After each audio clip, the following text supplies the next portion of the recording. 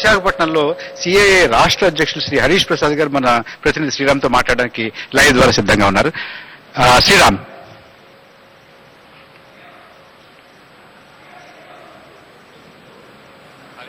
ప్రసాద్ గారు, ఈ KG gas మీద ఏదైతే వివాదం జరుగుతుందో దాని మీద మీరేమంటారు? మొట్టమొదటిగా పరకాల ప్రభాకర్ గారు నమస్కారం. ప్రభాకర్ గారు, మీకు ఎన్టీవీకి మొట్టమొదటిగా ధన్యవాదాలు చెప్పాలి. ఎందుకంటే ఇంత లార్జ్ స్కేల్లో మీరు డిస్కషన్ పెట్టి, అంటే జూబ్లీ హాల్ నుంచి మొదలుపెట్టి డిస్కషన్ పెట్టి చేయటం అనేది చాలా గొప్ప, అంటే అప్రిషియేట్ చేయాల్సిన విషయం ఇది. ఎందుకంటే 10 ఏళ్ల నుంచి చెప్తున్నాం ఈ గ్యాస్ మనకి దక్కకుండా పోయేటట్టుంది. ఎప్పుడైతే న్యూ ఎక్స్ప్లోరేషన్ లైసెన్సింగ్ పాలసీస్ విడుదల చేశారో అప్పటి నుంచి చెప్తా ఉన్నాం మేము, ఈ గ్యాస్ మనకు దక్కకుండా పోతుంది, మన ఇండస్ట్రీ దెబ్బతింటది, ప్రజలు దెబ్బతింటారు. ఆంధ్రప్రదేశ్ లో మనకు ఉందల్లా ఇది ఒక్కటే ఫ్యూయల్. ఎందుకంటే 98% మిథేన్, ఇది only it can be used as fuel. So ఇది మన వదిలేసి వెళ్ళిపోతుంది, ఇది వేరే వాళ్ళు తీసుకెళ్లిపోతారని ఎన్నోసార్లు చెప్పాము. అయితే ఇప్పుడు ఈ టీవీల పుణ్యమా అంట ఒక డిబేట్ డిస్కషన్ జరుగుతుంది. అయితే జరుగుతుంది ఏంటంటే, మన పూర్వులు చెప్పినట్టు సామభేద దాన దండోపాయాలు వాడి ఏదన్నా సాధించాలంటారు. అయితే దండోపాయంకి వెళ్లే ముందు సామభేద దానం మనం ఫినిష్ చేసుకోవాలి. ఆ ప్రక్రియలో మనం కనుక ఆలోచిస్తే ఇప్పుడు ప్రస్తుతం ఇమ్మీడియట్ గా చేయాల్సింది ఏంటంటే, మనకు తెలిసిందే 2700 మెగావాట్లు దరిదాపు గ్యాస్ బేస్డ్ పవర్ ప్లాంట్స్ ఉన్నాయి. దానికి అయ్యే బిల్లు, గ్యాస్ బిల్లు ఈ రోజున 4.3 మిలియన్ BTU చప్పున చూస్తే మోర్ దెన్ 3000 crores, అంటే 3000 కోట్ల కన్నా ఎక్కువ యాన్యువల్ గా మన ప్రభుత్వం డైరెక్ట్ గా కానీ ఇండైరెక్ట్ గా కానీ ఈ కంపెనీలకి, రిలయన్స్, గెయిల్, కెయిన్, ONGC కంపెనీలకి చెల్లించాల్సి ఉంది, చెల్లిస్తుంది కూడాను. అందుకని మొట్టమొదటిగా మనం చేయాల్సింది ఏంటంటే, ఒక company AP gas distribution company అని ఫ్లోట్ చేసి ఆ కంపెనీకి ఇప్పుడు ఏదైతే IPPs ఇండిపెండెంట్ పవర్ ప్లాంట్స్ ఉన్నాయో, ఈ ప్రైవేట్ పవర్ ప్లాంట్స్ ఏదైతే గ్యాస్ వాడుతున్నారో వాళ్లకున్న ఫ్యూయల్ సప్లై అగ్రిమెంట్స్ అన్ని ఈ కంపెనీకి అటాచ్ చేయాలి. అది మన చేతిలో ఉన్న పని, ఇమ్మీడియట్ గా చేసేయచ్చు. అది చేసుకుని తద్వారా ఆ కంపెనీకి ఒక టర్న్ ఓవర్, అంటే ఒక 3000 కోట్ల టర్న్ ఓవర్ ఉండే కంపెనీ కింద అది ఇమ్మీడియట్ గా అవతరిస్తుంది. That is a very big company. Then ఆ కంపెనీ ద్వారా మనం ప్రైస్ నెగోషియేట్ చేసుకోవాలి. గెయిల్ తో గానీ, రిలయన్స్ తో గానీ, రేపు రాబోయే గుజరాత్ వారితో గానీ నెగోషియేట్ చేసుకోవాలి. ఆ కంపెనీ ద్వారా వేరే ఓన్లీ పవర్ ప్లాంట్సే కాకుండా వేరే వాళ్ళకు కూడా గ్యాస్ సప్లై చేసేటట్టు, డొమెస్టిక్ గ్యాస్ కానివ్వండి, ట్రాన్స్పోర్టేషన్ గ్యాస్ కానివ్వండి, లేకపోతే చిన్న చిన్న పరిశ్రమలకు గ్యాస్ కానివ్వండి, ఎవరికైతే ఏమైతే వాళ్ళకందరికీ గ్యాస్ సప్లై చేసేటట్టు ఆ కంపెనీ ద్వారా మొదలు పెట్టుకుంటే ఒక మంచి కంపెనీ మన చేతిలో ఉంటుంది. ఇదే కంపెనీ గుజరాత్ లో ఏ విధంగా అయితే పైప్ లైన్స్ మోడీ గవర్నమెంట్ లెక్క చేయకుండా చేశారో, అదే విధంగా మనకున్న ఇప్పుడు స్ట్రెంగ్త్, అంటే రూలింగ్ పార్టీయే కాకుండా అపోజిషన్ అన్ని కలుపుకుంటే మనకి 42 మంది లోక్సభ ఎంపీలు, మరి రాజ్యసభ ఎంపీలు వీరంతా ఉన్నారు కదా. కాబట్టి ప్లస్ బోలంత మంది మన దగ్గర నుంచి మన కేడర్ లో పనిచేసే బ్యూరోక్రాట్స్ ఉన్నారు. కాబట్టి వీరందరినీ వాడుకుని ఢిల్లీలో ఆ గ్యాస్ పైప్ లైన్ ఏదైతే ఉందో అది మొత్తం శ్రీకాకుళం నుంచి అనంతపూర్ దాకా, కాకినాడ నుంచి హైదరాబాద్ దాకా మొత్తం క్రిస్ క్రాస్ చేసేస్తే పైప్ లైన్ ఈ టర్న్ ఓవర్ ఉంటుంది. కాబట్టి దానికి ఒక బ్యాలెన్స్ షీట్ అంటూ ఏర్పడుతుంది. దాంతో మనం gas pipe line, gas distribution, gas pipe line మన చేతిలో ఉంటే మనం రాబోయే NELPs new exploration licensing policy tender లో కూడా పార్టిసిపేట్ చేయొచ్చు. దాంతో మనం కూడా ఒక పెద్ద కంపెనీ స్థాపించే ఆస్కారాలు ఉన్నాయి. అదేవిధంగా మనం చూస్తే ఇప్పుడు ఈ గ్యాస్ ని ఏ విధంగా వాడుకోవచ్చు అంటే, ఇప్పుడు అనంతపూర్ దాకా ఎందుకు అంటున్నానంటే, ఎక్కడైతే మనకి రా మెటీరియల్స్, ఎక్కడైతే మనకి ఇండస్ట్రీ మనం సెటప్ చేయగలుగుతామో అక్కడికి మనం ఈ గ్యాస్ తీసుకెళ్లగలగాలి. అప్పుడు స్మాల్ స్కేల్ ఇండస్ట్రీస్ వస్తాయి.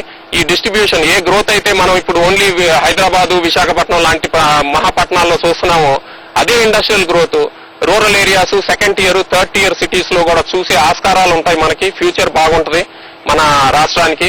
అందుకని ఈ గ్యాస్ అసలు మనం ఏ విధంగా కూడా వదులుకోకుండా, మనం మోరల్ గా గ్యాస్ మంద కాబట్టి గ్యాస్ మనం తెచ్చుకునేటట్టు ఉండాలి. ఒకటి ఇంతకుముందు చర్చ వచ్చింది, ఇది స్థానిక ప్రయోజనాలేంటి, దేశ ప్రయోజనాలేంటి. ఎవరు కూడా కేజీ బేసిన్ లో ఉన్న గ్యాస్ అంతా ఆంధ్రప్రదేశ్దే, ఇంకెక్కడికి పోవద్దు అంటే అది న్యాయమైనది కాదు. కానీ అదే సమయంలో ప్రాంతీయ ఆకాంక్షల్ని అవసరం లేదనుకుంటే అది న్యాయమైనది కాదు. జాతీయ ప్రయోజనాల్ని ప్రాంతీయ ఆకాంక్షల మధ్య సమతుల్యత పాటించిన రోజే దేశం ఐక్యంగా ఉంటుంది తప్ప అలా ఆ స్థానిక హక్కులు, ఇప్పుడు ఉదాహరణకు నదీ జలాలు ఉన్నాయి, పరివాహక ప్రాంత ప్రజల హక్కులు అని అంటున్నాం. ఎందుకంటున్నాం? అది అవసరం లేదు, ఎక్కడుంటే అక్కడ తీసుకెళ్తాం అని అనడం లేదే. అందువల్ల ఎప్పుడు కూడా లెజిటిమేట్ రీజనల్ ఆస్పిరేషన్, చట్టబద్ధమైన హేతుబద్ధమైన ప్రాంతీయ ఆకాంక్షలకు అలాగే ఉన్మాదపూరితమైన ప్రాంతీయ భావాలకు మధ్య తేడా చూడాలి. అందువల్ల ఇక్కడ ఎగ్జాగరేషన్ ఎటువైపు ఉండకూడదు. ఇదంతా జాతీయ సంపద గనక మన హక్కులు లేవు అనకూడదు, ఇదంతా మనదే గనక ఇంకెవరికి అవసరం లేదు అనడం కూడా కరెక్ట్ కాదు. అందువల్ల ఇది మొదటిగా తేడాలి. రెండోది, ఎవరు దీనిపైన ఓనరు? రిలయన్స్ వాదన ఏంటంటే ఇది నేను ఉత్పత్తి చేస్తున్నాను గనక దీన్ని ఎవరికి అమ్మాలి, ఎంతకు అమ్మాలి అనేది నాకే మొదటి అధికారం ఉంటుంది అనే రీతిలో వాదిస్తోంది. అందువల్ల దాన్ని కాస్ట్ ఇన్ఫ్లేట్ చేసింది ఎంపవర్డ్ గ్రూప్ ఆఫ్ మినిస్టర్స్ అంతా మనకు తెలుసు. మనం అర్థం చేసుకోవాల్సింది ఒకటి, భారత రాజ్యాంగం ప్రకారం ఇది జాతీయ సంపద, దీనిపైన కేంద్ర ప్రభుత్వానికి మాత్రమే అధికారం ఉంటుంది. రాజ్య వ్యవస్థ ప్రజలందరి ప్రయోజనాలకు అనుగుణంగా ఈ సహజ వనరులను ఉపయోగించాలి. రిలయన్స్ కేవలం కాంట్రాక్టరే తప్ప ఓనర్ కాదు. అందువల్ల ఓనరు డిసిషన్ చేసుకుంటా, నేను అనిల్ అంబానీకి నా తమ్మునికి $2.34 ఇస్తా, ఇంకోరికి ఇంకోటి ఇస్తా అంటే దానికన్నా అర్థం లేని పని ఏది ఉండదు.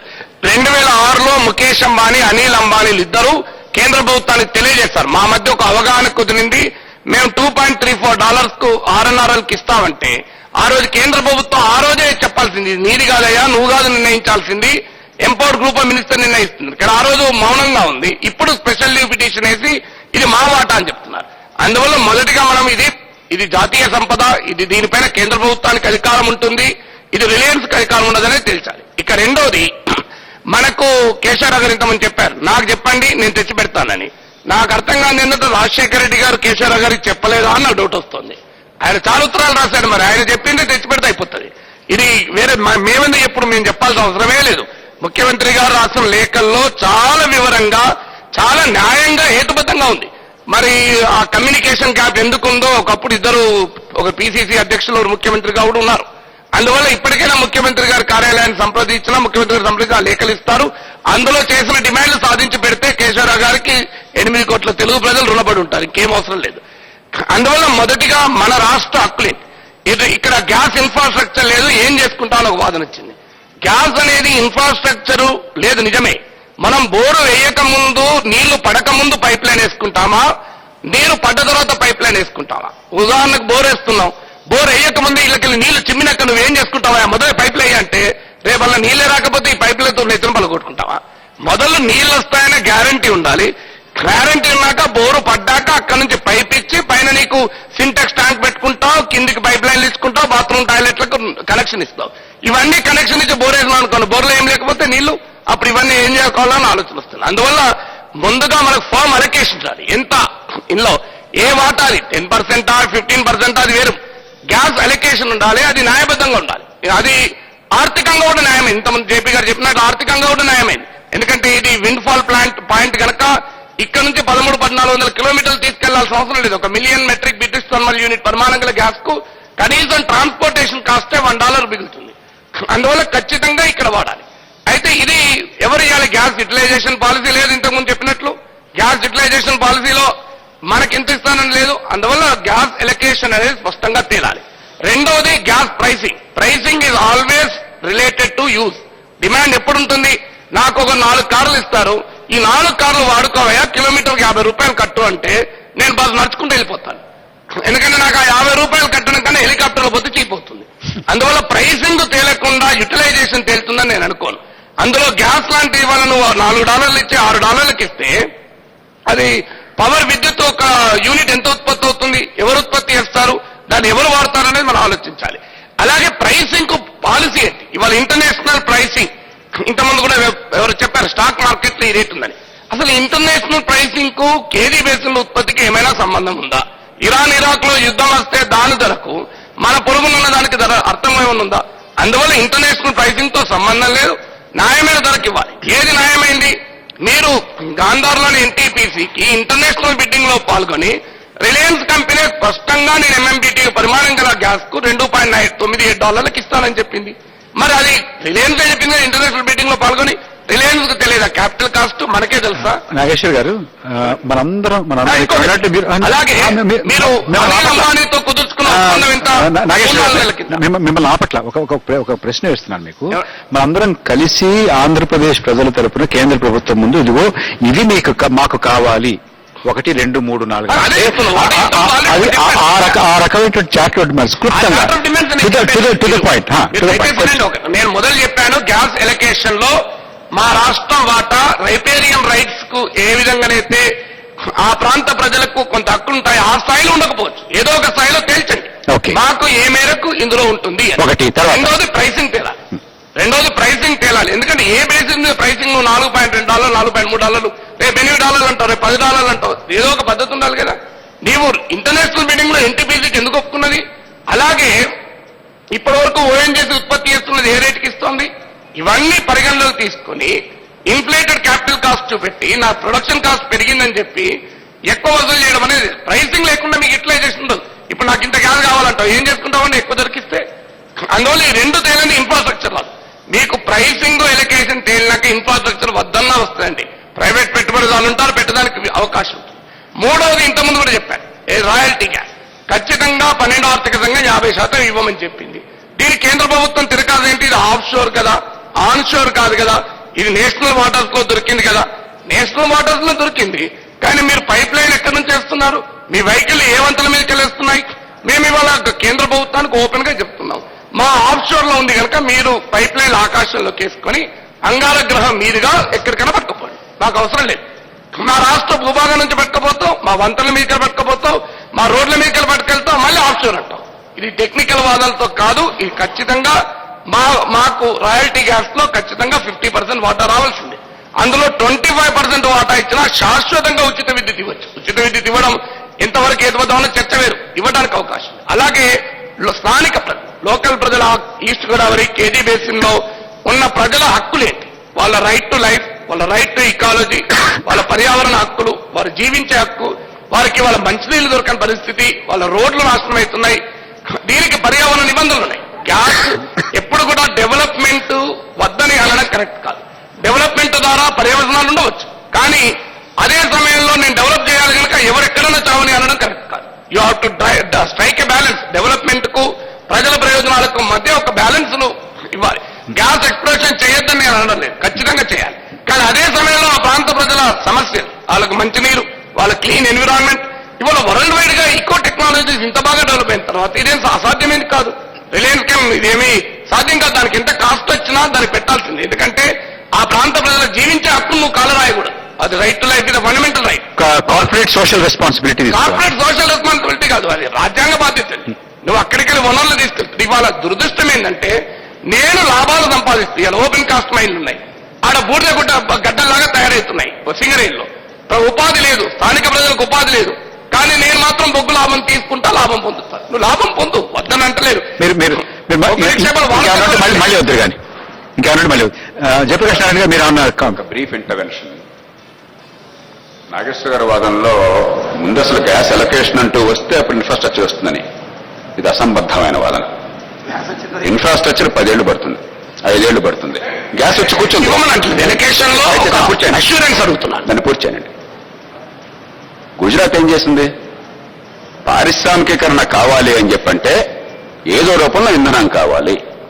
ఇంధనం అయితే నా రాష్ట్రంలోనే వీళ్ళకి తీసే అవకాశం ఉంటుంది, లేదంటే దేశంలో ఇంకో రాష్ట్రం నుంచి వస్తుంది, లేదంటే విదేశాల నుంచి దిగుమతి చేసుకుంటాను, తీర ప్రాంతం కాబట్టి. ఆ రకమైనటువంటి దూరదృష్టి వాళ్ళు ఏం చేశారు? లేకపోతే ఇరాన్ నుంచి గ్యాస్ రావచ్చు. ఇప్పుడు వస్తే దీనివల్ల ఇరాన్ నుంచి గ్యాస్ మనకు పైప్ లైన్ అవసరం లేకపోవచ్చు, దేశానికి భద్రత రీత్యా కూడా సెక్యూరిటీ ఇచ్చే ప్రయోజనాలు ఉండొచ్చు. కానీ ఏదో ఒక రూపంలో ఇంధనం లేకుండా మనం పారిశ్రామిక సాధ్యం కాదు కదా. ఖత్తర్ నుంచి గ్యాస్ ఉంది గుజరాత్ కు, ఖత్తర్ నుంచి. దాన్ని దృష్టిలో పెట్టుకుని వాళ్ళు ఏం చేశారు? గ్యాస్ గ్రిడ్ వాళ్ళు రాష్ట్రం మొత్తంలో గ్యాస్ అవైలబిలిటీ లేకుండానే గుజరాత్ ప్రభుత్వం కానీ, ప్రభుత్వ సంస్థలు కానీ, ప్రైవేట్ రంగం కానీ ఇవన్నీ కలిసి వేలాది కోట్ల రూపాయలు పెట్టుబడి గత 12 ఏళ్లుగా పెట్టుకున్నారు. పెట్టుకుని బాంబేకి, ఢిల్లీకి లింక్ చేశారు. మన రాష్ట్రంలో నిర్మోహమాటంగా 12 ఏళ్ల పాటు ప్రభుత్వాలు నేర సమాన నిర్లక్ష్యాన్ని ప్రదర్శించినాయి. ఎప్పుడో మనకి అంజయ్ గారిని కూడా చెప్తారు, గోదావరిలో తేలిబడిందంటున్నా అని చెప్పి అన్నారని చెప్పారు. అది ఎప్పుడు 30 ఏళ్ల క్రితం తేలి వెళ్ళిందన్నారు. సరే, మరి 30 ఏళ్ల క్రితమే గోదావరిలో తేలిబడితే 12 ఏళ్ల క్రితమే మనకు ఖచ్చితంగా ఇదిగో ఈ న్యూ పాలసీ వచ్చి అక్కడి నుంచి బిడ్డింగ్ అనేది స్టార్ట్ అయ్యి మన రాష్ట్రంలో ఎక్స్ప్లోరేషన్ జరుగుతూ ఉంటే 12 ఏళ్ల పాటు ఆధునిక వ్యవస్థలో ఏం చేస్తున్నారు మన వాళ్ళంతా కూడా?